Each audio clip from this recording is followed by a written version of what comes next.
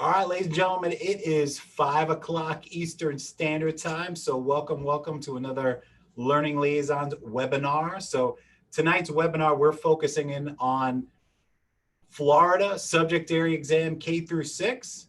Also, for our Praxis peeps, our Praxis Content Mathematics Knowledge, that's 5161 for the numbers folks out there. So we're going to get rolling. So before we jump in and bring in our math director, Anderson Duran, we're just going to go over a couple of things. So I want to thank you guys for spending time with us here on a Thursday night. If you weren't able to attend live, I hope you're enjoying the recording of this session on our YouTube channel. So good day, fellow educators. So my name is Jason Ampel. So if this is your first time with the Learning Liaisons, watching live or watching the recording, we want to welcome you. I'm the CEO of the Learning Liaisons. Been a teacher since 2002, taught public schools for 10 years, taught at the University of Central Florida for another 10 years. And we started here at the Learning Liaisons, and we're delivering elite test prep for teachers and aspiring leaders across the country. So we've got a mixture of FTCE and Praxis peeps here. So we are targeting our approach here to talk about our high school math. So I'm going to let Anderson introduce himself in a little bit when he takes over. But if Anderson wants to say a quick hello to the group. Hey, how's it going, everybody? There you go. He's catching his dinner first, right? Yeah, I'm actually setting up a studio light so that you don't see this. 1 second. All right, so we'll bring you back up on here in a couple of minutes. All right, so before we begin, a couple of quick things here. Let me just turn down the volume here. A couple of housekeeping items. So a few things before we get rolling. Real important stuff here. For those people who are attending our live session, like I just mentioned before, you're going to get access to the recording. The recording is actually going to be in our YouTube channel where we're actually streaming live right now. So you're able to ask questions. This is going to be an engaging session. So whether you're watching the recording or watching live, feel free to ask us questions. We're here to help you. And when the Math Magician takes on, our math director, Anderson, here in a couple of minutes, he's going to be there to answer your questions too. So as we roll through, he's going to go through a bunch of practice problems. He's probably going to target one skill because this is a massive exam, and he'll go over how many skills are tested on this. But this is an engaging session, so he's going to have you do problems on your own. So hopefully you got your pencil and your paper ready to go, and you're going to be giving answers and sharing remarks. But if you have questions about the exam or other questions that are off topic of what's on the screen, just hold those until the end. So if you're participating in our Zoom channel right now, you'll see a Q&A bubble. I always like to tell people, when I watch sessions and I go to trainings myself, sometimes I have questions that come arise and they're not exactly what the presenter is talking about, and I don't want to forget it. So you'll see on the bottom of the Zoom room a Q&A bubble. So if you have a question that's off topic, throw it in there, and at the end we'll knock those out before we sign off. But if it is a question that's on task of what Anderson's talking about, feel free to throw it in that comment box, and he'll attack that right away for you. All right.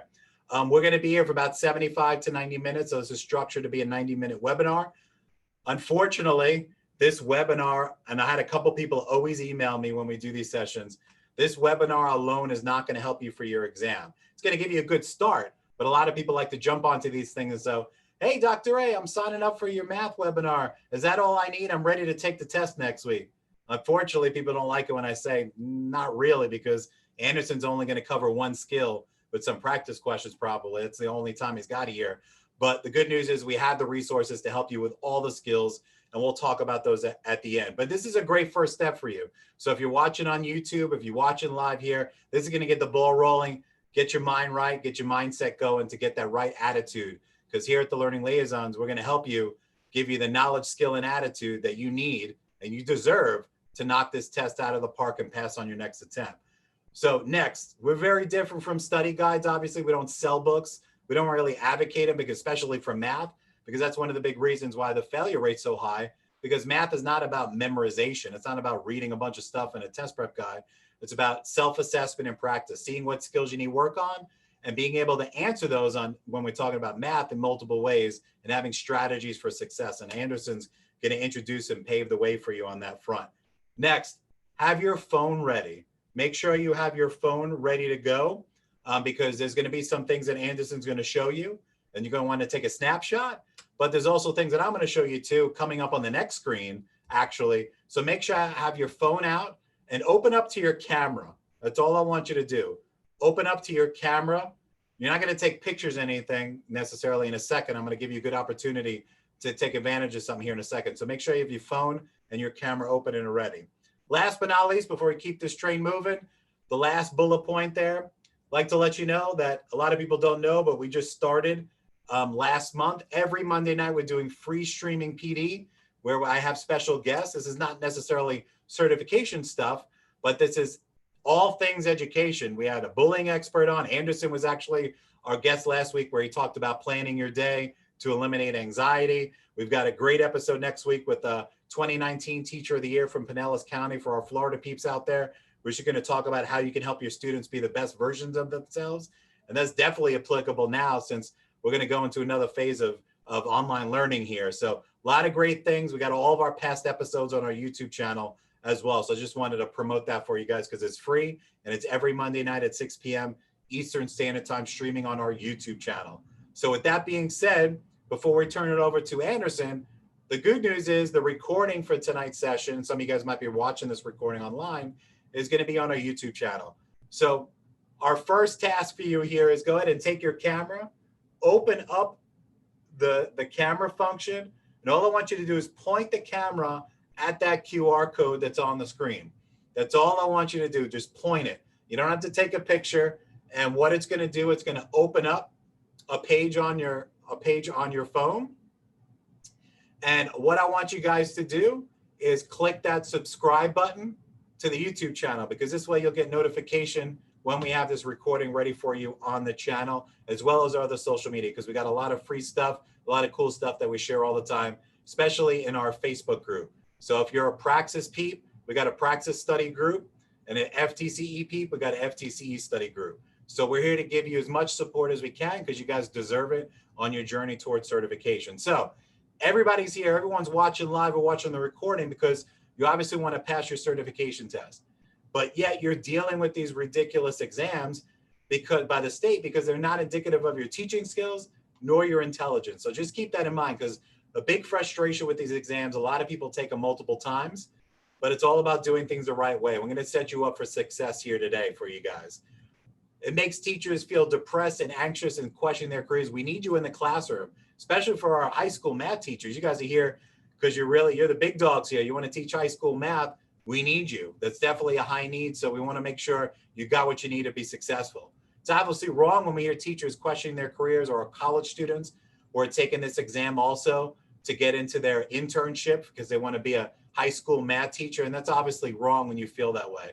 So since we've been doing this 7 days a week since 2014, we've actually helped over 7,000 teachers pass all their certification exams, not because we know the answers to the test, because we provide support that's elite, that cannot be compared to any test prep guide or any company out there, because we got your back till you pass. Because we understand the pain. We've all been in through ourselves. All the teachers, myself, Anderson, or the other teachers on our team, have been through this exam ourselves, all the tests, because we're teachers ourselves. So here's what we need to do about it. It's going to sound simple, but it is, if we follow what we show you here. Soak everything in today that Anderson teaches you. All the strategies are going to show you. Practice questions, okay? Soak it all in. Watch the recording. Practice what we show you here, what we model here for you today. Because there's a reason why you need to do it. If you don't, you won't be able to keep your job. Or if you're a college student, you won't be able to get into your internship. And we don't want that to happen. We want a good thing to happen. So, like this lady here, we want good things. We want those selfies of you passing your exam. So if you want a good thing to happen, I want you to type a capital YEP in that chat box right now. So give me a yep if you want a good thing to happen. Go ahead and give me a yep in that chat box. Even if you're watching this recording later on, give me a yep in that comment box. Yeppers, look at that. I love that, Shelly. Shelly extended that one. She's getting fancy. Yeppers. Awesome, awesome. Oh my Lord. There we go. Anderson's got his on there. Hopefully Anderson's got some good jokes for you guys there. So who's ready to start clearing up the confusion on your math tests? Here we go. Let's turn it over, and I'll be back at the end to wrap it up. Let's learn them some math. Let's bring on our math director, Anderson. You with us, Anderson? Absolutely am. Sounds good. Let me go ahead and grab this screen for you guys, and boom. All right. Hey, good evening, everybody. When I say you're? I mean, just as long as you own it, you're good. You can give it like a year, or you can go like year. I mean, either way is fine. Either way is fine. Come on, I gotta get a doctorate with the youngins over here. I'm only 19 years old, so he bashes me for it every day. But there we are. So everybody, hey, welcome. Good evening. I'm glad that you guys are here. Just want to do a quick mic check. Just let me know if you can hear me real quick and if the volume's all right. That way, I am not that self-conscious throughout this webinar here. So just go ahead. Let me know if you can hear me, and we're gonna get started right away.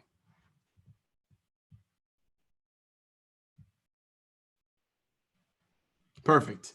All right, so it looks like we're all good. All right, perfect, guys. So welcome to tonight's session. First and foremost, I want to thank you guys for being here. I know it's not easy giving up a 5 to 6:30 p.m. slot, especially on a Thursday. Even with COVID, I do respect your time, and I want to make sure that you get the best experience out of this possible. So before we begin, I just want to introduce myself because most of us here may not know me. My name is Anderson. That's my first name. I am the math director here at the Learning Liaisons. I'm not 19. I was a joke. And I'm also the director of learning and development here. So aside from, making math courses and teaching you guys and, in the 612 or GK, Praxis, whatever it may be, I also train the teachers that come and work for us and help them create their courses as well, per Dr. A's instructions as well, too. So just a little bit about me. I've graduated from the University of Central Florida with both my bachelor's and master's in math education, and I've been a career teacher. I may not have always been in the classroom. I mean, I've taught for Florida Virtual School, if you guys know what that is. I've taught physically at Acceleration Academy over in Florida. I've also created a calculus website. I've created courses for teachers. I've created courses for the SAT, the GRE. I've also created courses for the ASVAB, which is the military entrance exam. And again, I'm not saying this to brag or anything. I'm just letting you guys know that I'm a career educator and I'm someone that you can trust. And so with that said, the number one thing that I want you guys to understand is that throughout this session, of course, you're going to have questions. Of course, it might be confusing at certain points. And so what I want you to know is that you can ask questions whenever you'd like. This is a nice homie group today. And so there's no excuse for me not to take my time to answer any and every question that you guys have. Because at the end of the day, whether or not, you pass or fail, it's really dictated by how curious you are. And so we can get into the mode of saying, hey, I'm bad at math, or hey, I'm not going to get there. I mean, we're in 612 here, so I'm pretty sure everybody here has a background in mathematics. But you can make statements or you can ask questions. And when you convert those statements of saying, oh, I'm bad at math, to how can I get better, or how can I understand this concept better, or why was I wrong, then we can accelerate that process of growth toward that passing score. So I just want to make sure, again, first and foremost, that we understand I'm here to help you out. All right.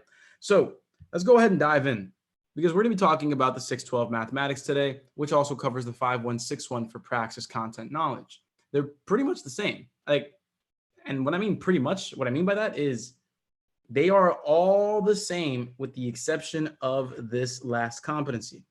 So the last competency, I'm going to start there because I'm going to tell you what applies to Florida and what doesn't apply to Praxis. So knowledge of instruction and assessment. This is essentially your classroom practice, your pedagogical skill sets here. And this is really all about, assessments, looking at different situations, how you would modify instruction, all of those types of questions. That's at the end there in competency 10. So one more time, my Florida folks, you are doing the last competency. Praxis folks, you're not. But other than that, guys, literally, everything is the same. With the exception of 10, it's not in Praxis. So with that said, go ahead and type into the chat box, I understand, if you got that down, because I don't want anybody here to freak out thinking that they do or don't have to do that certain competency. Thanks, Katie. Thanks, Shelly. Everybody else, let's go ahead and type that in. Understood. Perfect. Good. Perfect. Sounds great, everybody. Because again, we got to understand that we got to give ourselves the best chance to succeed. And so with that said, we're going to keep things simple. There's a 3-step strategy that I teach so that we can curb anxiety. Because when you think about it, whether you believe that you're good at math or not, every now and then we're going to run into a problem that we may not have seen before. And so let me know if this is you, because I know that my folks here are relatively better at math than, let's say, someone who's not going for pure math teaching, right? You guys are relatively better than those. But either way, in my experience, and let me know if this applies to you, give me a yeah or an LOL if it's like really hitting home.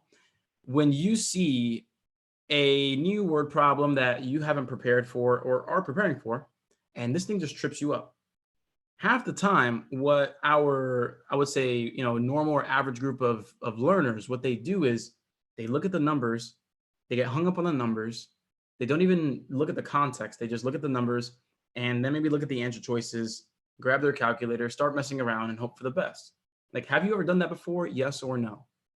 Because I'm willing to bet that every single one of us have. Even me as a career math educator, I've done that before with some ridiculous problems. And that's the thing. We want to make sure, yeah, right? We want to make sure that we curve that before it even becomes an issue. And there's a way to do that. Just disciplining ourselves when completing problems. So step number one in every problem, really what I do is I go straight to the question. Go straight to the question and understand what I'm looking for. The in between, the numbers themselves, like maybe some of the units, like some of that stuff is not even necessary to look at, to be honest. Start off with the question so that you know what your end result needs to be, then go back into the problem and pick up those pieces that you're gonna need to use. Because let me go ahead and reveal this, and this isn't a surprise. There are plenty of times where the problem gives you extra information or extraneous information that you're not gonna use. And so with that said, you don't wanna fall into that trap. You don't wanna start a problem out getting fixated on a certain decimal or a certain value or a certain unfamiliar number, and then believe that you need to use it in the problem. There's nothing worse than falling into that trap. And so we have to avoid that trap. And so again, first step, straight to the question, get those keywords, and then go back into the information and grab what you need. And again, this mostly applies to word problems, but it can apply in regular problems as well. And then once you have that plan, once you have those keywords set up, then follow your plan, then start calculating. There's no point in grabbing your calculator if you don't know what you're supposed to do with it. Plain and simple. Again, no point in grabbing your calculator if you have no idea what you're supposed to do with it. That's not how we do things. So again, destination. First step, question, get the keywords, double back, surf the information, make a plan, and then follow it, and you're golden. And that's it. And so with that said, today's theme, Dr. A, I know I told you that we're going to be doing one skill today. I'm actually going to go ahead and give you guys a taste of the boot camp that we've got because there are so many different skills. I'm sure that you guys saw it before here. 10 competencies, 9 for Praxis, and they're organized a little differently in Praxis, but they're still exactly the same. And so there's a lot of content to cover. The 612 mathematics literally covers everything from algebra 1 to calculus. It literally covers everything in between. It goes through algebra 1, geometry, algebra 2, statistics. It goes through some trig. It goes through pre-calculus, and it goes through calculus. That is 8 courses. I believe I said 8 courses, but that's a lot of courses. And you have to be fit and ready to go. And that's why it's a 6 through 12 certification. So you have to know your stuff here. You have to. So I decided to give you guys a taste of the entire boot camp. Not the entirety, but I'm going to give you 5 problems here that we're going to explore and how we can tackle regardless of whether or not we got it the first time. So with that said, if you're ready, go ahead and type in hashtag when you pass and let's get this thing going. Type that in and let's go ahead and rock this session today. Because again, you guys are spending your time here tonight, Thursday evening, so close to Friday. Why would I hold back? Let's go ahead and get this thing going.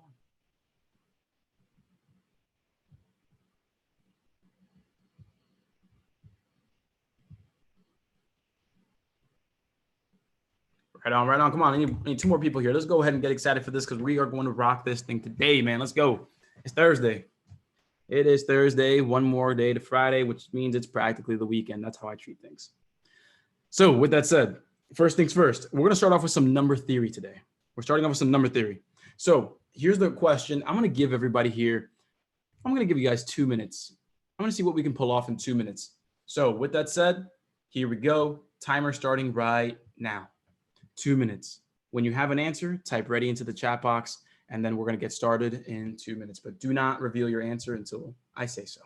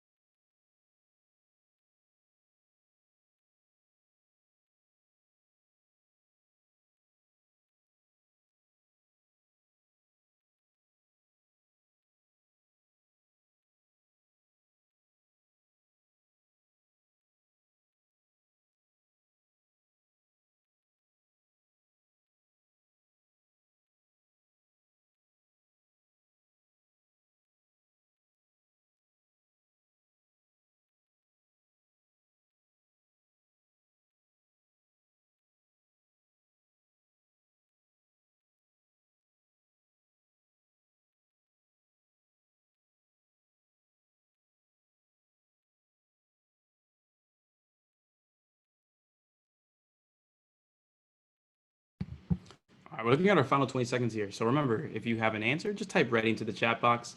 Type in ready into the chat box. And if no one's typed in ready by that 2-minute mark, I'll extend it for a couple seconds because I know that we need to really get this down. Okay, so 3 of us, all right. All right, cool. So we got 5, 4, 3, 2, and answers. Let's hit it. Let's see what we got, gang. All right, so we got, someone says B, A, D, A. All right. And if you gave an answer already, go ahead and let us know, was that a guess or was that a confident answer? Because part of studying and part of learning how to learn is really being realistic with yourself. And so this is a session where we can remove ego from the equation. This is not the test time, right? During test time, we are frantic. We're trying to get every question right, and that's cool. But in this session today, we're not taking the test. It's not a pass-fail. It is a let's take the next step forward. And while you're practicing, again, it's so important that we let go of that ego and try for the sake of trying so that we can get better. So Basak and Shelly, educated guesses, cool, no worries. So let's go ahead and go through it here. The question states, what is the unit digit of 2 to the power of 13? All right, what is the unit digit of 2 to the power of 13? So with that said, we're checking this out. And again, we always want to concern ourselves with the objective of the question before we begin. Because if I'm not mistaken, I mean, if you're just looking at 2 to the power of 13, you might be looking at this and saying, oh my God, what? But again, it's not about the numbers. It's about what you're doing with the numbers. And so if I am saying this, again, as plainly as I can, we're looking for the unit digit of that number. So we don't care entirely about the number. We just care about the unit digit. And so with that said, no matter how big that number is, again, unit digit, meaning the first digit of the number. So with that said, let's get to it. Did anybody here, yes or no? I want everybody to participate here. Yes or no? Did you try to grab your calculator and go 2 times 2 times 2 times 2 13 times, or grab your calculator and do 2 to the power of 13?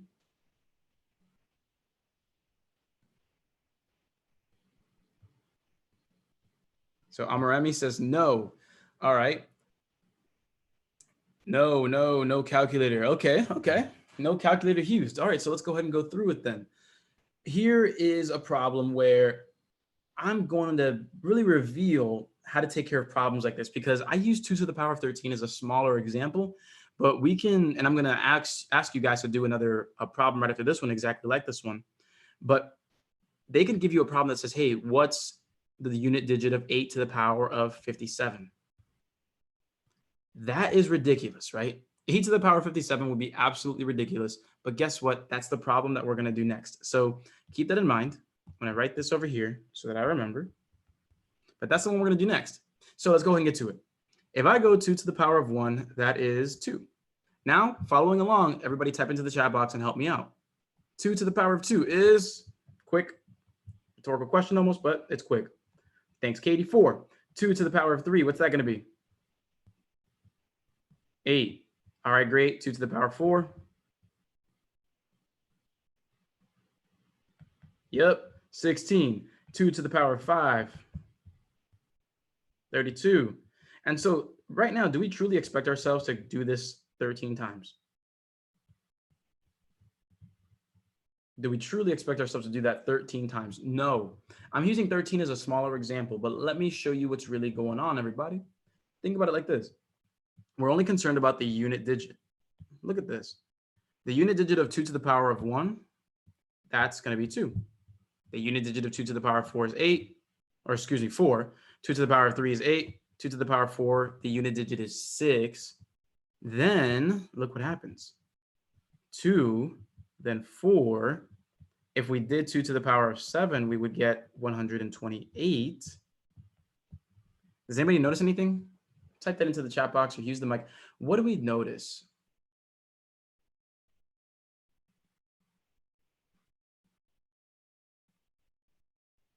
Katie, Basak, Shelly, that's right. There is a pattern. There's a sequence going on. That's right. That is right. And after how many powers does it repeat again? After how many powers? Every how many powers?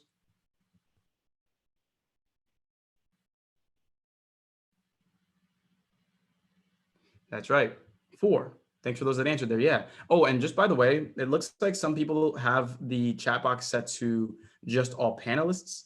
You might want to change it to all panelists and attendees in terms of who you're typing to. That way we can all see each other's stuff, because I see a bunch of people typing, but I can tell that not everybody is seeing what other people are saying. So that way we can converse better. Just go ahead and change it to all panelists and attendees, and we're all good. But here's the thing.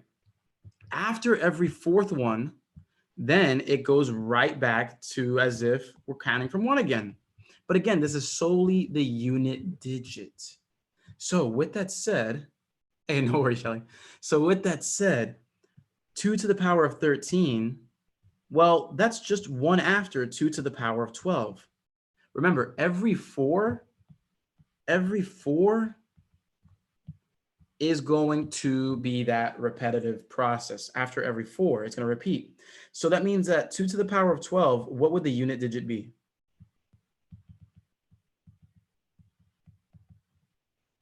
So at 2 to the power of 12, since it repeats every 4, that's right, Basak, it's going to be 6. Everybody, do you see that? Yes or no? Again, look, the multiples of 4 end in 6. Do we see that?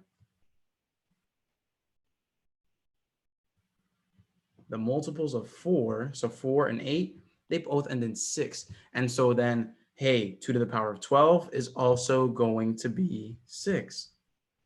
But if 2 to the power of 12 ends in 6, then what would 2 to the power of 13 end in, everybody?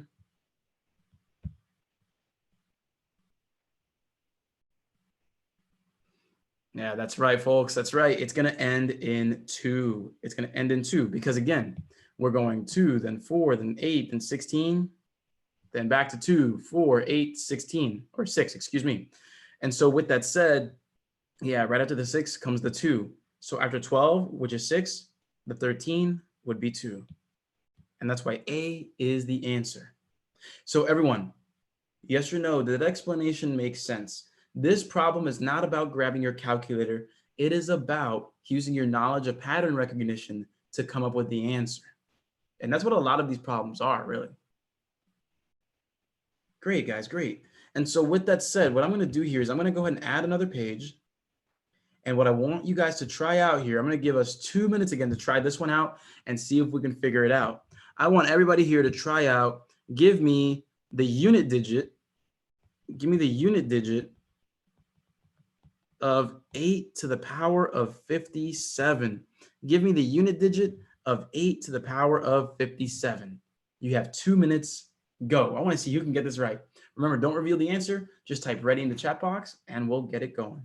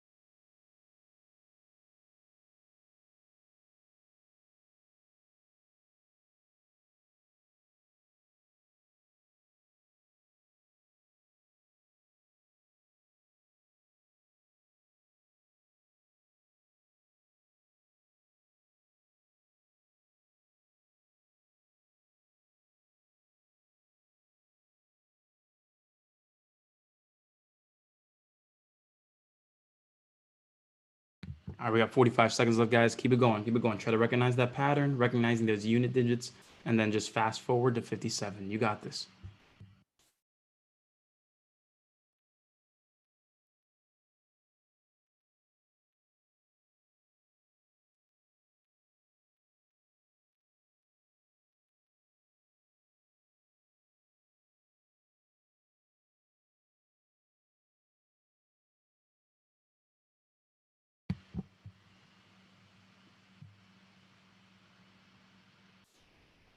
Final 10 seconds. If you're ready to take an educated guess, get ready for the hats.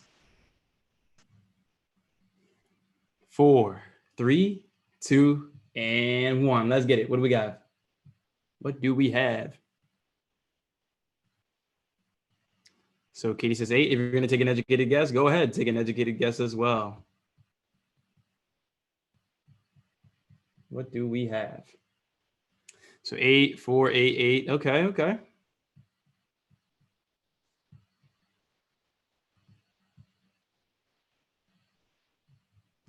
All right. So we got 8s and 4s and 8s, and we're kind of split between 4 and 8. All right, cool. So here's how we're going to get this one done. Let's go ahead and go through it together, everybody. 8 to the power of 1 is 8. That is no surprise, right? No surprise at all. But let's go ahead and go 8 to the power of 2, 64, because 8 times 8. Yep. Now, this is where I can show you exactly what you need to do. Did anybody here try to actually compute the entirety of 8 to the power of 3, or did you only concern yourself with the unit digit? So did anybody calculate 64 times 8? Yes or no? All right, Basak, you tried. Katie, you tried. Okay, cool. So here's the cool thing about this, though. So everybody said yes, like they did the entirety of 64 times 8. What would we have gotten? So that would have been 480 plus 32, so 512. All right, that's cool. We would have gotten 512. But the thing is, the 5 and the 1 don't matter at all. We only care about the unit digits. And so here's what we can do. I'm just going to take the 4 and multiply it by 8 to get 32. So that means that no matter what the number is, it ends in 2. And the number actually is 512, right? And so we get the 2 at the end by only focusing on the unit digit. That's really all you have to do in these types of problems. And you're probably going to see 1 or 2 of these, maybe just 1 probably, of this type of problem. But when you see it, I want you to be able to crush it. Because without the training, you would be stuck and wasting time, and that's not what I want to do. So with that said, again, blam, and 2. So then to get 8 to the power of 4, what's going to happen there? Just concern yourself with the 2. 2 times 8 is 16, and you only care about the 6. And so then when you go 8 to the power of 5, again, you only care about the 6 being multiplied by 8, and 6 times 8 is 48. And then 8 to the power of 6, you're just going to test a couple of them out. 8 times 8 is 64. But notice, it runs the same pattern. It runs the same pattern. Every 4 digits or every 4 iterations, it will repeat. It will. So from there, the only question is, well, how many times, since we're repeating every 4, how many times does 4 go into 57? Because I'm not going to do this 57 times. I'm just going to recognize the pattern the 57 times. So everybody, how many times does 4 go into 57? Let me know.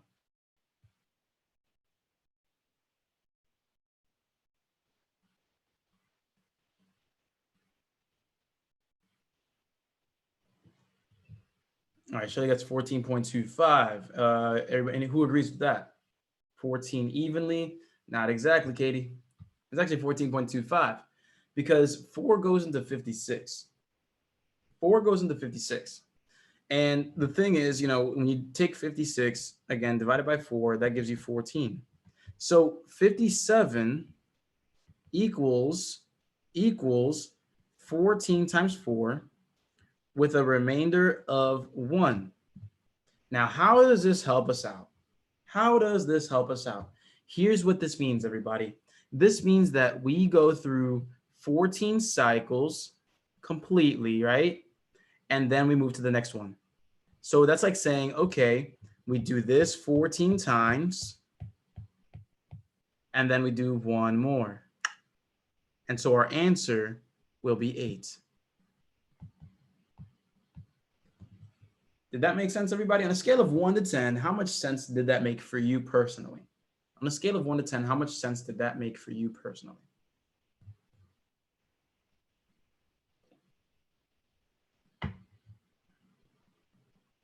$10 all around? Okay. And again, be honest, I'm not here to have my ego pandered. Like I'm not here for that. If it didn't make sense, it didn't make sense, and I'll look for a different way to explain it. I'm all good. I'm all good there. All right, cool. So with that said, again, it's very important that you keep things simple for yourself. Very important, everybody. You have to understand what the question's asking you to do and what steps you're going to take to move forward. It's very important that we are on the same page there. Again, very important that you keep it simple like we did here and said, all right, unit digit is what we want. the number's nasty. That's cool or whatever, but the unit digit is what we want. What ideas can we employ to get there? So number 2, I'm going to give us, again, I'm probably going to give us 2 minutes, 15 seconds here, and go. Let's see what we got here.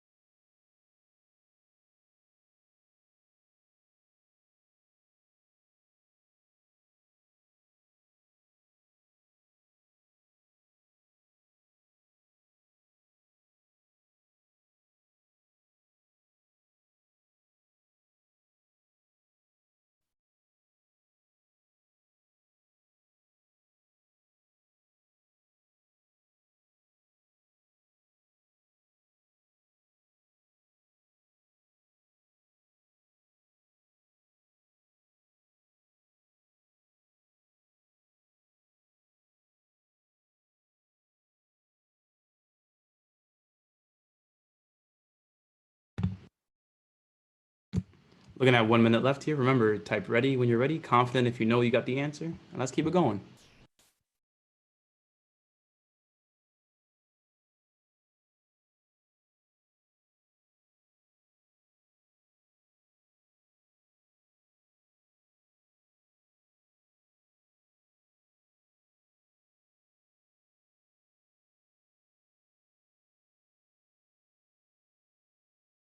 All right, we got time to check our work, don't we? We got time to check that work. Let's make sure we're confident here.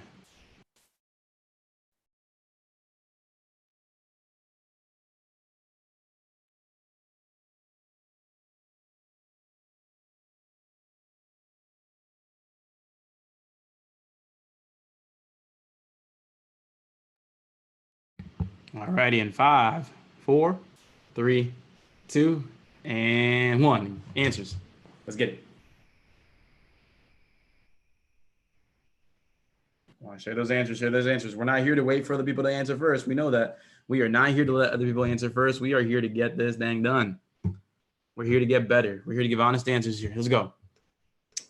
All right, so for the most part, we all agree with each other. We all selected a capital D or a lowercase d. So if there's a difference between them, I don't know.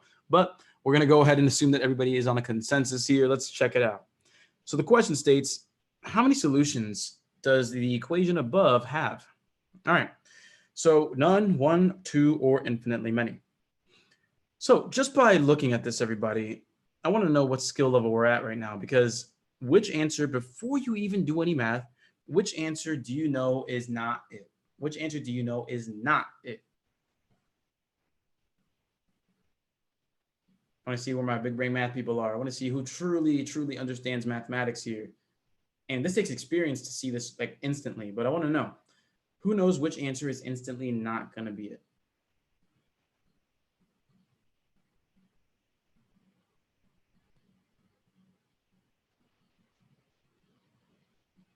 Well, Basak, none could be an answer, actually. A could be the answer. Yeah, it's 2. It is 2. Basak, can you explain why? Do you know why 2 would not be the answer? It is 2. This one would automatically not be the answer. 2 is automatically not the answer. Automatically. But do you know why? And if you do, sure, go ahead and type that thing out. Let's see if we know. But if not, just say you don't. It's all good. Say it's all good. Because this is going to be big for everybody here. This is going to be big. Let me take this off here. There we go. All right, Basak, I'm going to give you like 10, because I know it might be a lengthy one. So I'm going to give you like 10, 15 more seconds just to make sure that you are typing there. Because when we're taking a look here, when it comes to linear equations, notice that in this equation, everybody, what's the highest degree that x has here? What is the highest degree? Who knows what that means? What is the highest degree that x has here? Thanks, Katie. Yeah, it's going to be 1. The highest degree that we see is 1. And so when you think about it, This is the fundamental theorem of algebra. The fundamental theorem of algebra states, hey, the amount of answers you can have, the maximum number of answers you can have is equal to the number of degrees you have in the equation, or the highest degree variable. And since you're looking at this and you're saying all of these are 1, the maximum number of answers you can have is 1. And so that's why 2 is out of there. Again, the fundamental theorem of algebra states that the highest degree of the equation is the number of solutions you can have. And so therefore 2 is out of the way automatically. So even if you didn't know how to do this one, if you knew that, you're good. Now, moving forward, the way that we're going to find out how many answers we have is simply by beginning to solve it. Once you begin to solve it, you'll see this breakdown for itself, and you'll see and reveal what the answer truly is. So let's get to it, and let's begin by distributing this -2. -2 times x is -2x. -2 times 3 is -6. Bring the rest down. Next, we'll do the same on the right side. We'll distribute the -3 into the parentheses. We'll have -3x minus 12, keeping that plus 2 right there. All right, so we're here, but this is not enough. This is not enough. We need to see a little more here. So let's just simplify a little more by combining like terms. So here we have the -2x and a -x, which makes -3x. Then we have the -6 and the -4, giving us a -10.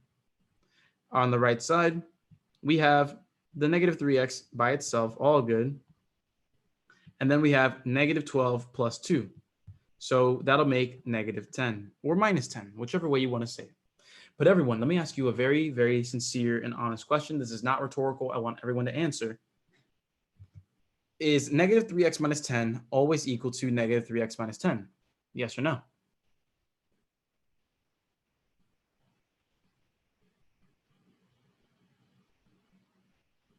Kira says yes. Basak says yes. Mark says why, which I'm assuming is a yes. I'm kidding.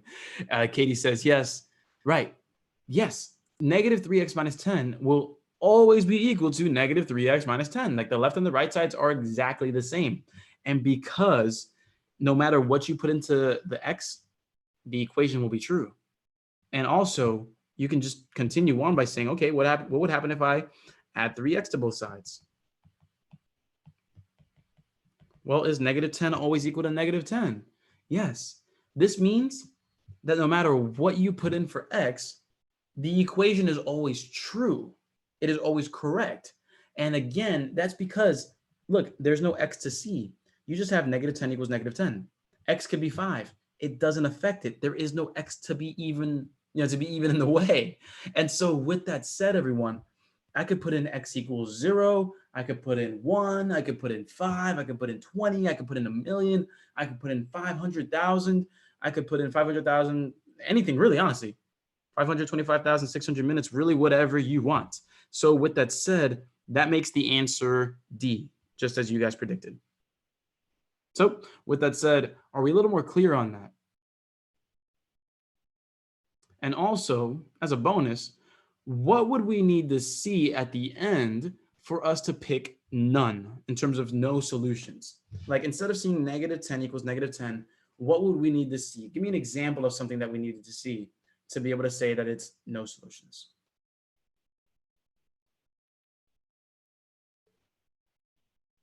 Katie, great example. Katie says that if we even had like just even a slight change, if we had 10 equals -10, that would make it no solutions. And that's because 10 never equals -10. 1 never equals 2. 5 never equals 13. And that means that it will never be the same. And so there are no solutions. Nothing will fit. There's nothing you can put in for x that will make it work because, again, there's no x. So with that said, again, keep things simple. Keep it going for yourself. Next up, practice 3. Now we got a word problem. Let's try to break this down here. Go. I'll give you guys 2.5 minutes on this one. This one's not going to be super easy. It's not going to be super, super easy. So try this one out. Let's see if you can get it. 2.5 minutes. And go.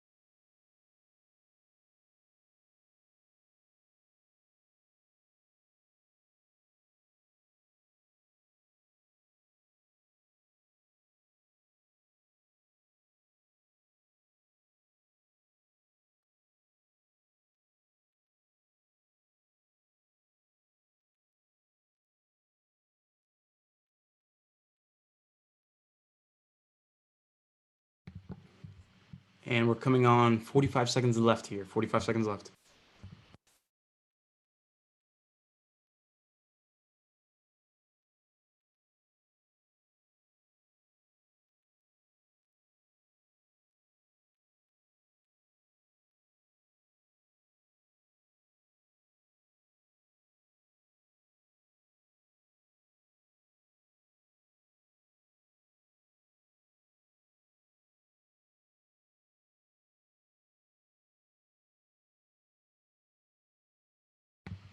All right, we got about 10 seconds left. Get ready to take an educated guess.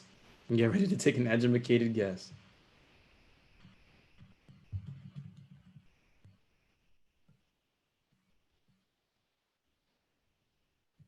All right, 3, 2, 1, answers, go.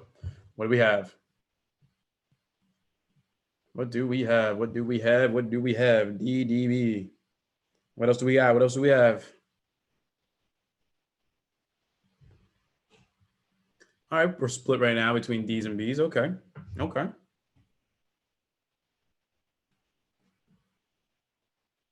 All right, let's go ahead and check it out here. So, working together, 2 pumps can fill a particular pool in 3 hours.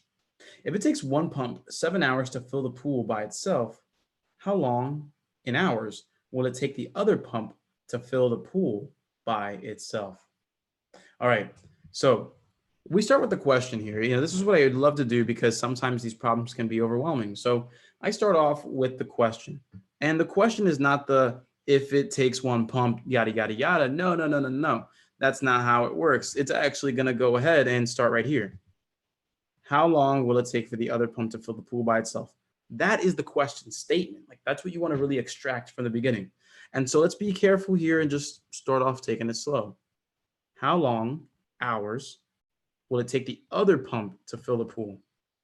So we're looking for time. We're looking for time. So blank hours for pump 2, I guess.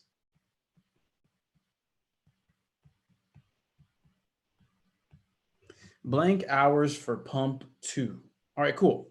So with that said, well, what information do we have then? What information do we have? What we see here is that, okay, we see that 1 pump takes 7 hours by itself. So 7 hours for pump 1.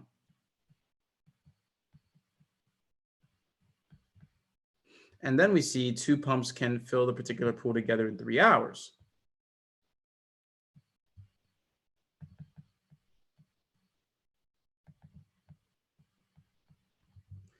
All right, so let me actually flip that just to make sure that this all lines up. All right, make sure this all lines up. And so here's how we need to think about it, guys. Here's how we need to think about it. Here's how we absolutely need to think about it. If we are supposed to add these 2 pumps together, everyone, yes or no, is this a direct or inverse relationship? I don't know why I said yes or no, because I started asking something and I was like, no, this is a better question. But if these pumps, and we can say H hours here, when you add the pumps together and you get less time, does this tell us that this is a direct or inverse relationship? And you can probably use context clues to take your guess there, if you're going to guess. But is this a direct or inverse relationship? Yeah, it's inverse. And so this is the first step in realizing that this is not going to be your regular old linear equation problem. No. This is a work problem. It is a word problem, but it is a work problem. And when it comes to work, pay attention. This is how it works, gang. I got your back. So think of it like this. Think of it like this. Let's not talk about the number of hours that it'll take, because when you add the hours, they actually become less hours, which makes no sense at all. No sense at all. What we're actually going to do here is worry about not how many hours, but the amount of work done per hour. Because if you think about the amount of work done per hour, then when you add it up, it should go up, the amount of work you get done. So that's what I'm going to focus on. Again, I'm not going to focus on hours. I'm going to focus on work done per hour. That's what I'm going to focus on. Here's what I mean by that, everybody. Here's what I mean by that. So let's talk about in 1 hour. So if together, and everybody pay attention here, if together it takes them 3 hours, then how much work or how much of the entire job would they complete in 1 hour? Again, if it takes them 3 hours to complete it, how much of the work done would they get in 1 hour?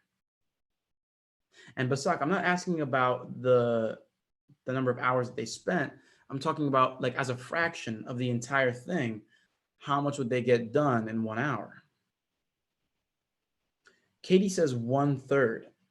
And that's actually it. Basak. So let me explain why, because this is really interesting, because once you get this type of problem down, then no other problem like this will get you down. Promise you. So think of it like this. If we take 3 hours and we get the entire job done, right? Think of it like this, folks. Then this would mean that, okay, this would be 1 hour, another hour, and another hour.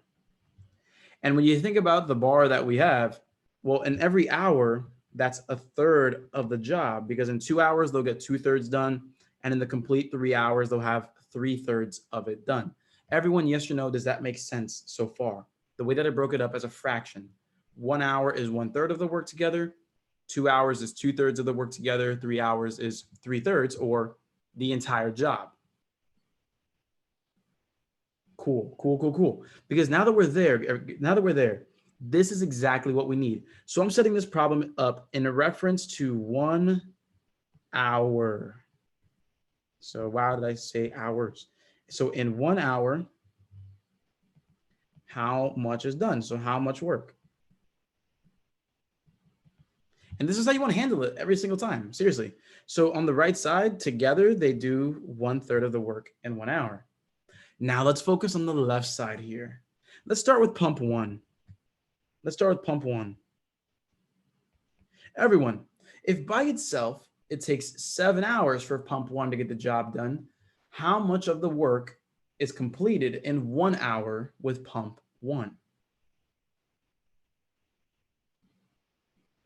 There you go, Basaki. Yeah, you caught on fairly quickly there. Yeah, it's going to be 1/7 of the work, 1/7 of the job. So we'll have 1/7 here. And that's for pump one. And now for pump two. So remember, we can add the work per hour. We just can't add hours because the relationship is not right. It's an inverse relationship. So if it takes us H hours for pump two to do the work by itself, how much of the work would pump two get done in 1 hour? All right, Basak says 1/H. Who agrees with that? Katie says 1/X. That's cool. Yep, I'm using H here for hours, but I know what you mean, Katie. I know what you mean. You're good. You are good. Right, Basak, 1/T if we're using, T for hours. But yes, correct, everybody. Yep, that's gonna be 1/H. You can use T, X, whatever you want. I'm just choosing to use H for hours. So with that said, that is the equation we want to set up. Now, what do we do with this equation? Anybody who has a suggestion on how to solve this equation where we have a bunch of rational pieces, like fraction pieces? How are we supposed to handle this? Because there's two different ways you can go. There's truly two different ways you can go, but I want to know what your preferred method is. How do you think we should proceed?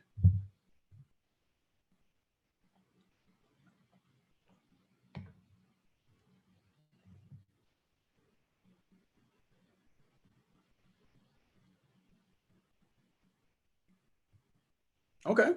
So Basak says take the 1/3 to the other side.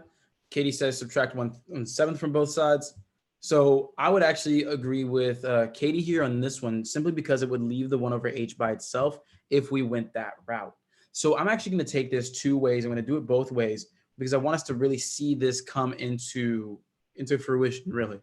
So let me just erase this and erase the pumps here. And we're going to have 1/7 plus 1/H equals 1/3. So let's go over method number one. Method number one is going to be moving the 1/7 to the other side. Okay. Once we do that, once we move the 1/7 to the other side, you can eliminate it on the left side. And now we just have to combine these fractions.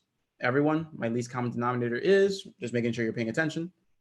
My least common denominator for this question, or for this right side, is,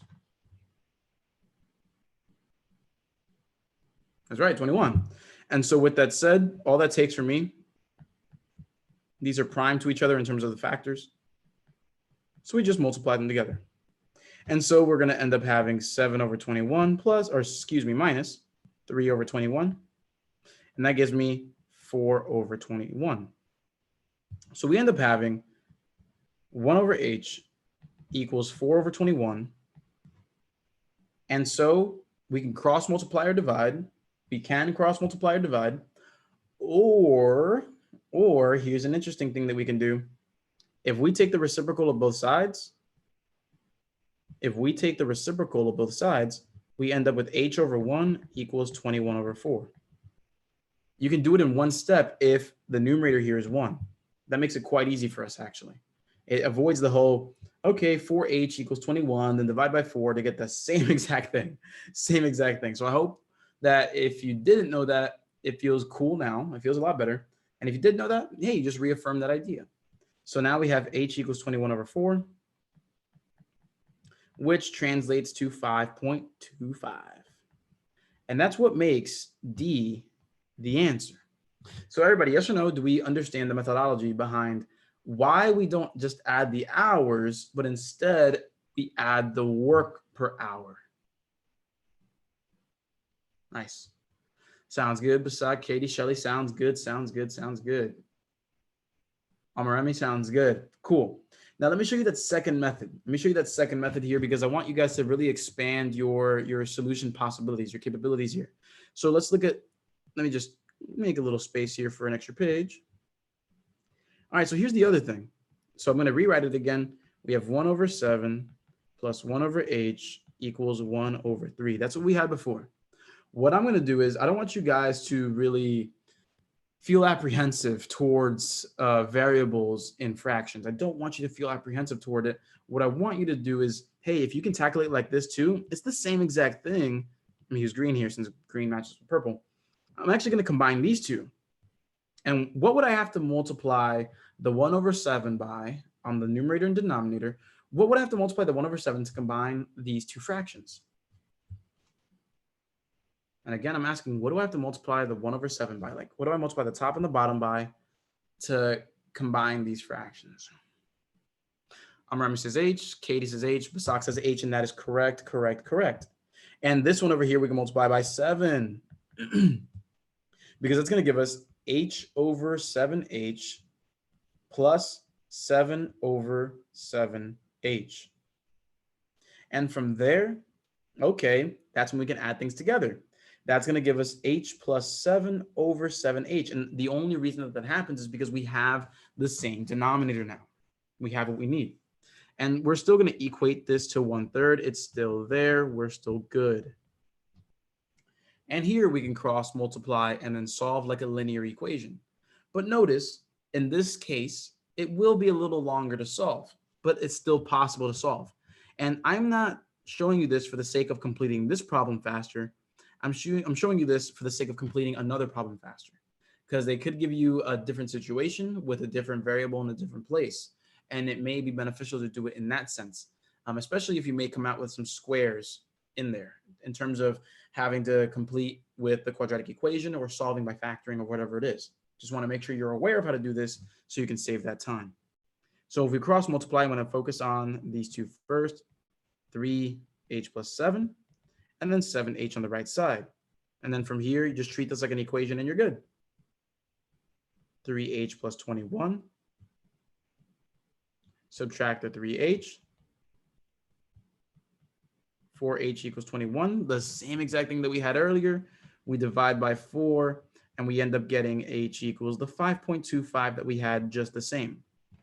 But again, look, this method works as well. It may not be the best method for this problem. I'll admit that. That's fine. But there will be other problems on the 612 that require you to combine rational expressions that include variables and possibly solve an equation that has rational expressions that may turn into a quadratic equation.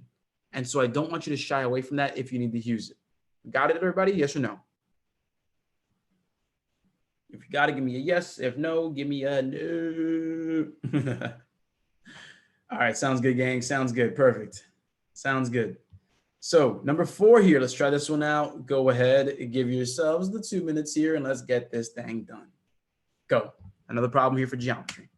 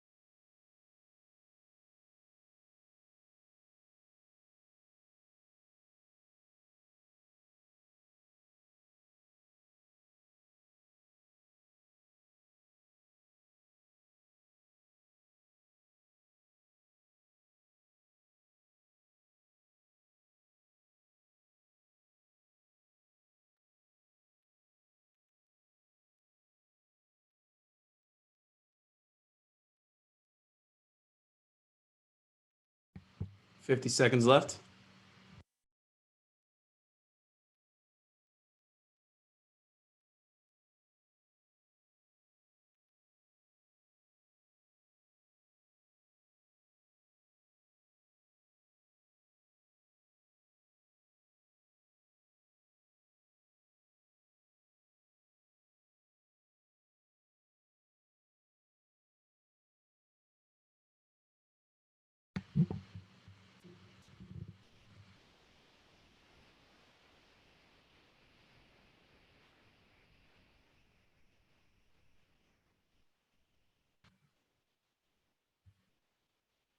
And 5, 4, 3, 2, 1.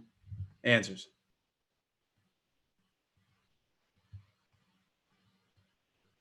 I love it. It seemed like a lot of us really understood. Oh, there's a mosquito here. You're going to die. All right. So from what it seems is that you guys really understand this quite well. And I really enjoy reading that. I really enjoy seeing that your answers are all together in B45. I love that. So everyone, the exterior angles in all polygons add up to how many degrees?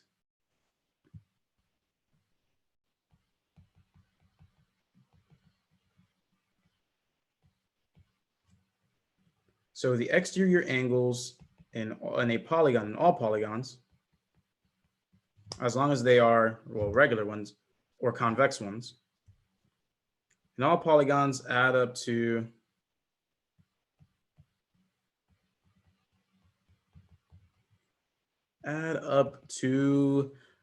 Remi's the only one that answered. That's a surprise. That's a surprise. It's 360 degrees. It is 360 degrees. Exterior angles in all polygons, convex ones that is, add up to 360 degrees. All right, gang, 360 degrees. And so if you didn't know that, no worries. Because if you have a regular octagon, well, the exterior angles are still 360 degrees. But what does regular mean in terms of exterior angles? What it means is that every exterior angle is the same. And so that's why we're asked for each exterior angle, but there's 8 of them. And so we just end up dividing it by 8 and we're good. We can grab our calculators or perform some mental math, divide by 2, 3 times. And that brings us down to 180, 90, and then 45. So that seemed to be a fairly simple question for everybody. So no worries, all good. So let's go ahead and dive into this last one here. Let's get a little taste of some more geometry here. So 3, 2, 1, 2 minutes. Let's see what you're made of. Let's go. And let me know if my face or any other screen is getting in the way, and I will move it out of the way and let you see the graphic.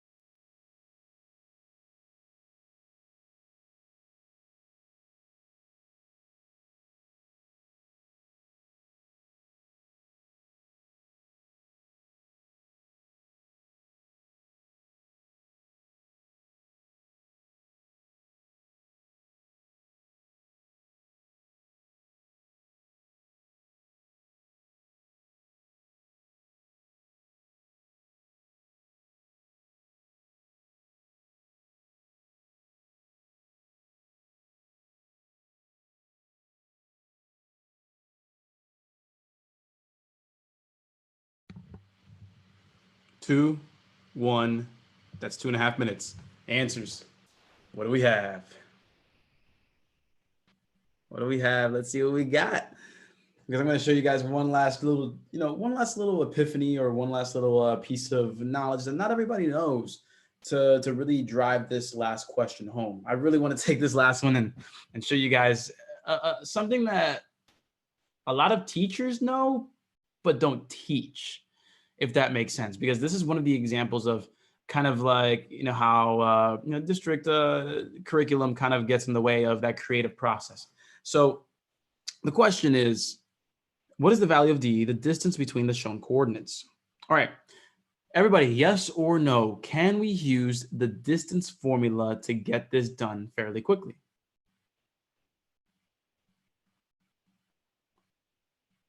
Cool, yes, yes. Now, another question. Do you know the distance formula like the back of your hand?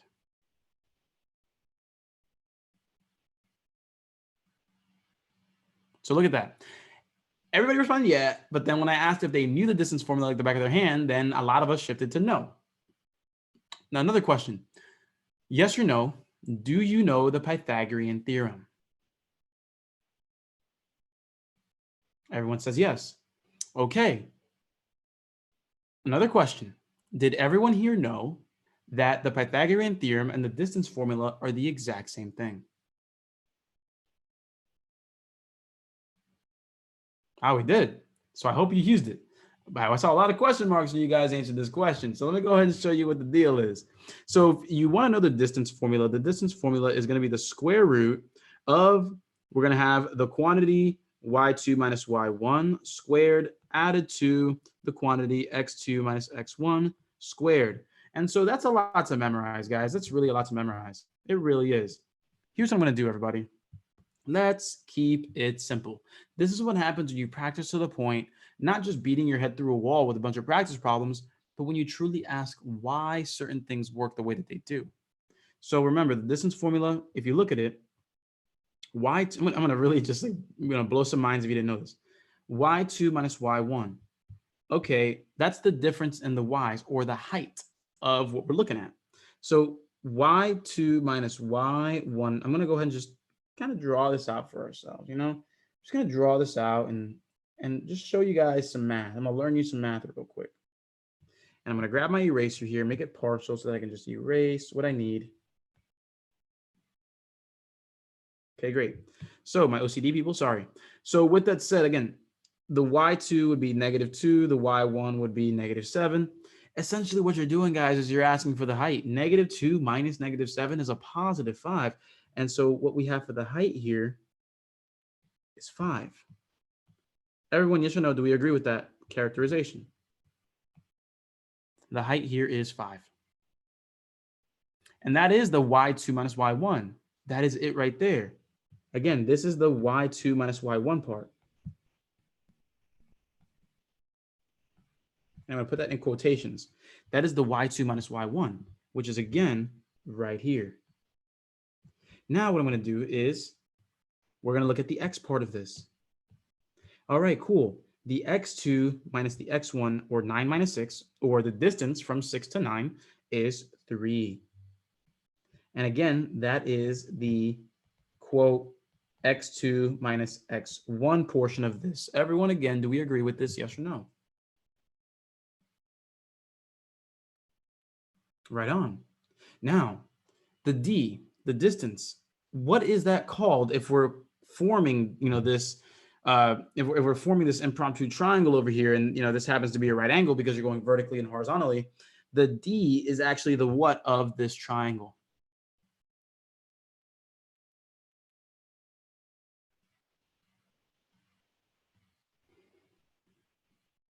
The d is the what of this triangle?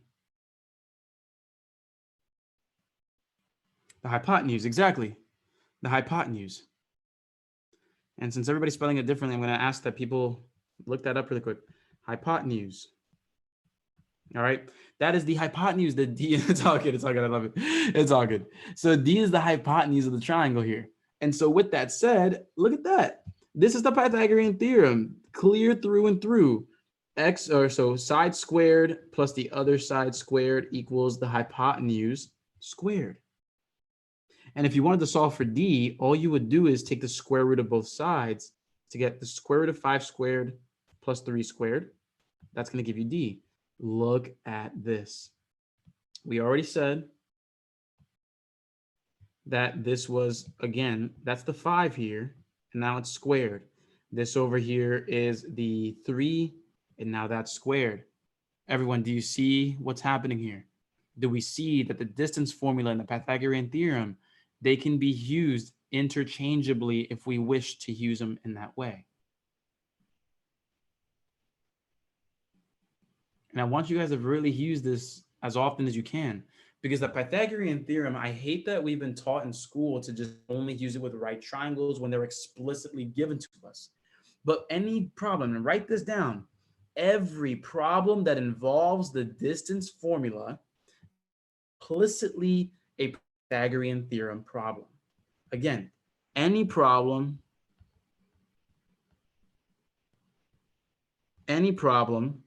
involving the distance formula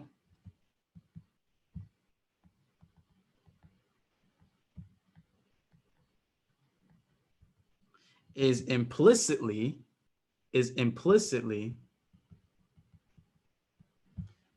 a Pythagorean theorem problem. And because I know that a lot of us know that Pythagorean theorem, the formula, a lot better than they understand or are ready to use the distance formula. I mean, the Pythagorean theorem is so easy to remember that you can just go ahead and flat out get after it, right?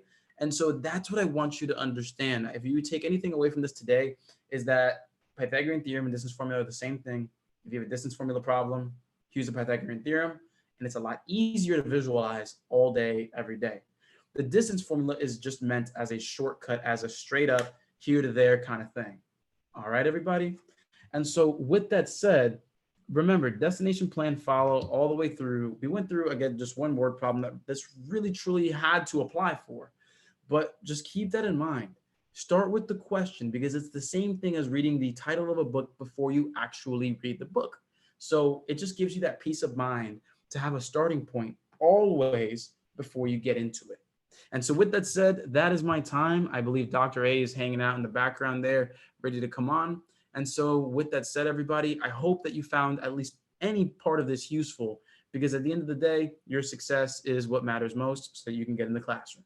So Dr. A, I will let you take over. Thank you, everybody. That is my time, but stick around to let Dr. A wrap things up.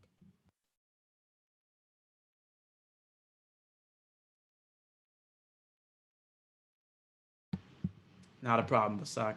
Hey, not a problem, Katie. Not a problem at all. So while we wait for Dr. A to go ahead and turn on his microphone there. Hey there. There you go. Wouldn't be the first time I did that. That was me muting. Yeah, I had to mute you. All right. So did you guys learn anything from today? Anderson did an amazing job. I was learning me some math as well on there too. So we do have some people watching on YouTube channel also. I was trying my best to answer their questions, but I did my best there. So big shout out to those watching on YouTube, whether you're watching live or the recording, you guys who joined us. Thank you. So he's an amazing math teacher, a teacher in general. So he's here to help you. So who feels a little more confident as we wrap this up? I got some cool stuff to share with you. Who feels a little more confident when it comes to math, these math skills? I know he only went through one, but you know, if he went through and had to teach all this, Anderson, approximately how much time or days do you think it would take to teach all of this content like you did today, but for all the skills? 12 at least hours, at least. How many? How many hours to teach all the skills? I mean, at the very least 12 hours, no more than 25. That's a long time. So he just went over a skill here for you, a couple of practice questions. I see you guys learned a lot. I was watching along. So obviously we enjoy the presentation so far. Do you think like the skill of destination plan follow, some of the strategies that Anderson was teaching you think that's going to work for you? You think that's something you would take with you moving forward and practice as you're studying for this math exam or any other math exam you might have to take on your journey of certification, right? So what we're going to do is we're going to give you guys an opportunity to take the next level. So I don't know if anyone here is already in Anderson's 6 through 12 math bootcamp. Any of you guys who are watching live, in his 6 through 12 boot camp or his content knowledge Praxis 5161? Hey, Dr. Ray, do you need me to put up a screen? Huh? Oh, it's not sharing the screen anymore? Mm-mm. All right, hold on a second. No worries. It was. Oh, my iPad, my PowerPoint shut down by accident there. No worries. There we go. It's coming back up. Cool. Awesome, awesome, awesome. So we're going to give you guys a special treat if you want to take it to the next level there and get everything you need to pass this exam. Because the reality is, as you know, that this is one small piece of the pie. What he just went over is amazing. He taught you some strategies. You guys were learning, engaging, definitely building that confidence, which is key. But the reality is there's so much stuff. You talk about 10 competencies on this exam. So we understand here at the Learning Liaisons that old habits die hard, meaning if you just started prepping for this exam, I'm sure you're out there looking for a bunch of material, asking friends and colleagues what they've used to study. Maybe you've unfortunately failed this thing a couple times. Now you found this webinar, you guys are in the right place. So we understand old habits die hard, meaning wasting money on bad resources, and not even resources, but just stressing yourself out of this over this exam based on how you're studying, the stresses in your life, school's about to start. So we understand all that. So we want to make things as easy as possible. So here at the Learning Liaisons, we specialize in alleviating anxiety and helping you get what you need to get it done. So like I said at the beginning, we focus on giving you guys a knowledge, skill, and most importantly, attitude, so you can go out there and pass this thing on the first attempt. So don't just take our word for it. Go on our Facebook page, go on our Google page, and you'll see hundreds of reviews from teachers just like you, who we helped alleviate that stress, clear up the confusion, and gave them what they need to pass, especially when it comes to math. So I've got some reviews on here. Obviously, I'm not going to read this to you, but I just want to show you some evidence that what we do here does work if you practice and do things and do your due diligence and prep smart, not hard. And we got your back with that respect. So whenever we do webinars to reward you guys who are attending and taking your time out of an evening, even though it's summer, I know we all have busy lives getting ready for the next school year. So what we're going to do here for you guys who are watching, and if you're watching the recording and you catch it before this sale is over, there's a code on the screen. It's highlighted in yellow, all capital letters, Web July 50. That's going to apply 50% off of all of our courses or bundles on our website. So you're going to see on the page here, I've got some screenshots. Any course, whether it's the boot camp that Anderson's talking about for Math 6 through 12 for our FTCE peeps, or Praxis, that Content Knowledge 5161, we have a boot camp with over 100, I believe it's 150 practice questions, correct, Anderson, in both of those, that target all the skills aligned with Pearson for FTC peeps and for ETS for our Praxis peeps, directly aligned, all the practice you need. And the best part of it is that if you have questions, Anderson will answer them for you in the course. We have a cool little discuss tab where you can post questions, whether it's stuff in the video or something you're studying, post it there, and Anderson will answer you that as soon as he can, typically within 1 day or less, answer those questions for you. Heck, if you need to prep for any of the other FTC exams or Praxis exams, I listed most of those on the screen for you. That code will work for anything. So if you need this math, if you're practicing for the core also, for a Praxis peep, if you're taking 6 through 12 subject area exam, most likely you also have to do your GK and professional. We've got those courses as well. So take advantage, 50% off, and that code will be good until Sunday off anything on the website. So the website's on the screen, thelearningliaisons.com. If you have any questions, there's an email on the screen. If you have some math questions, the email is the same, just put Anderson at the beginning. So if you put Anderson at the Learning Liaisons, and I'll write that on the screen for you too. Anderson, if you have a specific math question, it's just Anderson at thelearningliaisons.com. So with that being said, if you guys have any questions, let's see if anyone put anything in the Q&A. I think there's one there. Yeah, and Dr. Ray, your video's off, by the way. My what? Your video's off.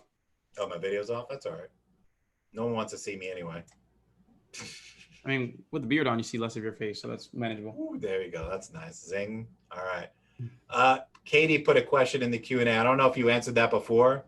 Do you know offhand, Anderson, how many questions you need to get right on the 6 Yeah. through So 12 math. it's I could look up the passing percentage real quick. Yeah, because I know it's 75 or 120 questions, and if it's 120, you need 89 questions, and if it's 75, you need 54. Wow, that's some good math in your head. Yeah, I remember the percent. I mean, not the percent. I remember seeing it quite a long time ago, and yeah. Awesome. All right, so you guys have any other questions for Anderson or myself while we're on here before we sign off?